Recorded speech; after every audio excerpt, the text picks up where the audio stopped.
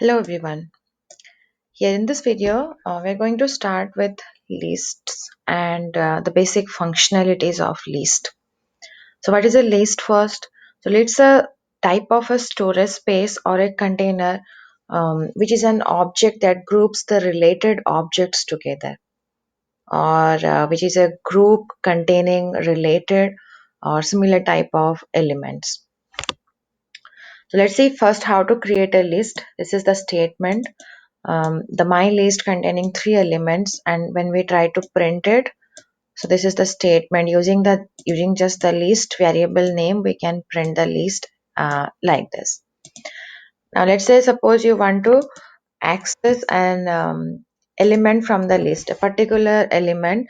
Let's say you want to access 2 here. So using the index of the 2, and always the index starts from 0 in the list. So 0, 1 and 2. So when we try to print it using the index 1, so what does it print? It prints um, the element at the position or the index 1, that is 2 over here. Um, Now let me just show you a next functionality. So suppose say we want to only access some elements by specifying specific indexes in the list. So in the list we have 1, 2, 3. Now here what I'm trying to do, I am going to apply the start index and the end index. So starting index is 0, end index is 2. So when I run the code, the list is giving us the index at 0, that is 1, and then index at 1, that is your 2, and it says where it's 2, that means the end index minus 1, there I should stop. So that is why the last index where the index is 2, that is not included in the output. Now we want to access a new list with the elements of another list added to the end of list. So how to do that? This is the basic syntax. Here I have wrote it. Suppose say there is one list, we just want to add it to another list, and just using a plus sign, one addition operator, we are able to do that.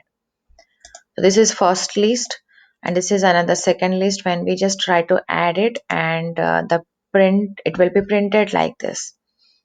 So first list added with 3, we got the resultant list where the name of the list is my list. It's returned as 1, 2, 3. Now next,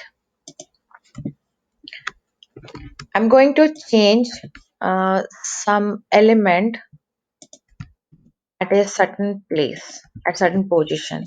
So suppose we have a list with 3 elements like this, and in the position 2, I want to change it to 9. Okay.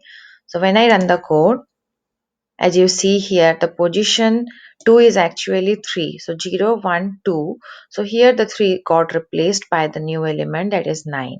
So that's why the resultant list is containing 9 over here. Now, the next operation, let's say we want to add elements in the X to the end of the list. So after 3, we just want to add or append another new element to the end of the list. So what is the way to do that?